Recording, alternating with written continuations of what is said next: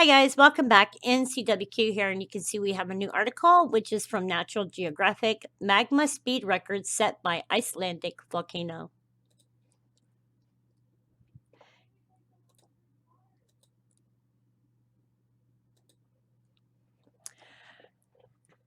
Magma speed record set by Icelandic volcano. The ancient event was a geologic equivalent of a sprinting cheetah, and it may have helped researchers better understand how to detect future eruptions. Iceland, a land famous for its resplendent waters, glacial scenery, and bubbling hot springs, is not usually top of the mind when it comes to breaking speed records. But the chilly island nation in the northern Atlantic is also famous for its volcanological prowess. And as new research reveals, it once hosted the fastest magma ascent ever recorded for a basaltic volcano. Reported in the journal Nature Geoscience, scientists examined the remnants of a 7,000 to 10,500-year-old Bogoran eruption in Iceland, and they found that the molten rock there rose 15 miles from the base of the crust to the surface in a mere 10 days.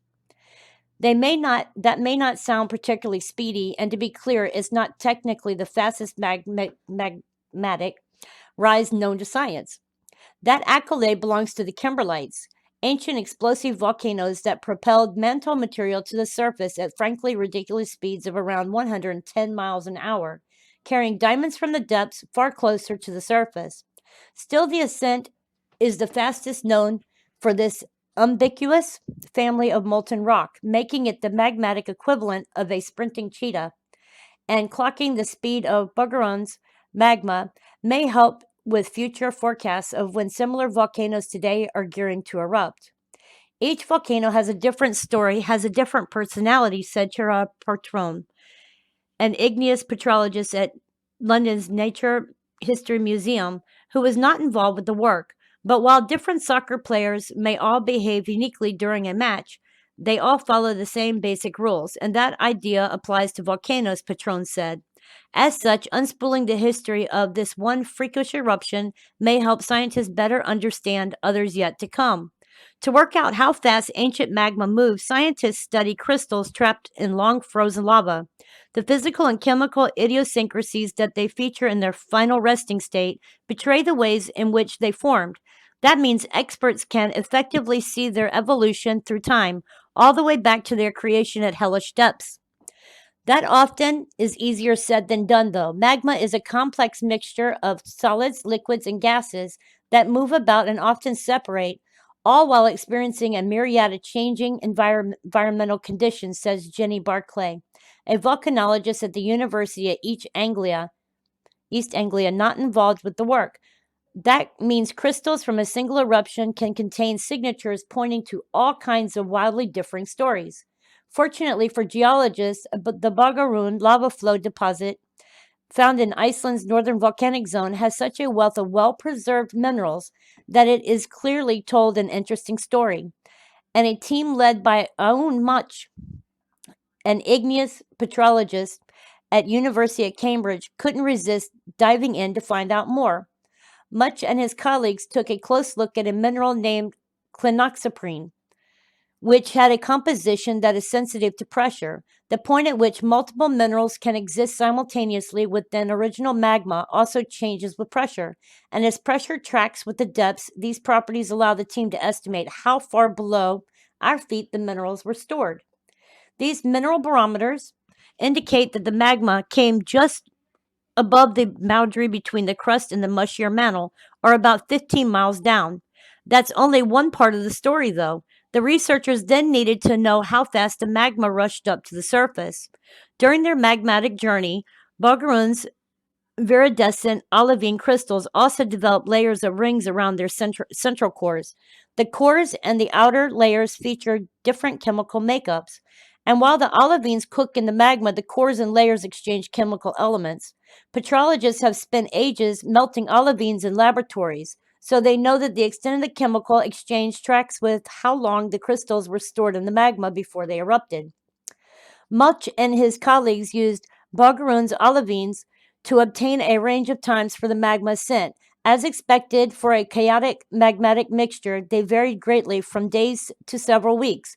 Considering the magma's properties, While making a reasonable assumption about the volcano's plumbing and the magma's migration, the team suspects that the complex soup clambered up 15 miles worth of volcanic pipings in about 10 days.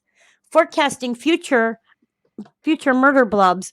Like other flavors of magma, Bargaroon's molten rock also contained dissolved carbon dioxide. As magma rises, the pressure on it drops and the gases emerge from the melt as bubbles. The gases can then separate from the magma, rush up the volcano's rocky throat, and beat the magma to the surface. Alternatively, the gas can get stuck and emerge with the magma during the eruption. At, in this case, based on properties and ascent rate, of Bagaroon's magma, the carbon dioxide did not make a break for it, but levels only spiked to the surface no more than 2 days before the eruption. Scientists today regularly monitor volcanic vents for gas emissions because they can indicate the magma is beginning to rise and depressurize, perhaps culminating in an eruption. But had they been able to look for the surge in carbon dioxide prior to the ancient eruption, the Bagaroon lava would have arrived with little advance warning. Just like the impressive magma ascent speed, it's possible for this ability to keep hold of the carbon dioxide until the last moment may apply to other volcanoes, perhaps those in Iceland with similar magma types and carbon contents. No one wants an eruption sneaking up on them, so that might be concerning. Bogran's behavior won't apply to volcanoes everywhere, though. As Mulch notes, volcanoes have contrasting magma and gas contents, meaning the way they belch their gas will be very different. Some volcanoes continuously unleash carbon dioxide, where others are often less gassy.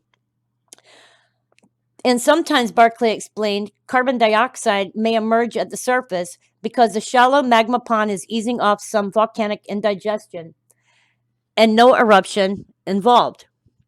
The range of possibilities, uncertainties, is one of many reasons why volcanologists today monitor multiple variables at volcanoes for troubling signs. A major aim at the type of science in this latest paper is to match up these deduced magmatic properties with modern day volcano observations. If, for example, likely magma speeds could be paired with seismic signals that indicate when an ascent is underway, it would give volcanologists a clearer time frame as to when a volcano might unleash its potentially hazardous molten material. But while this sort of science is making great strides, it has to make plenty of assumptions because there are still plenty of missing data. So matching the magma shenanigans of the past to present observations remains a huge challenge. It's a shame no one was around 8,000 years ago with a seismometer, Mulch says. Anyways, you guys, I hope y'all are having a great day or night, no matter where you are in the world. And we'll finish off our little tour here. And these are some really beautiful areas. And much love. This is really gorgeous. Except I don't know what the blobs were.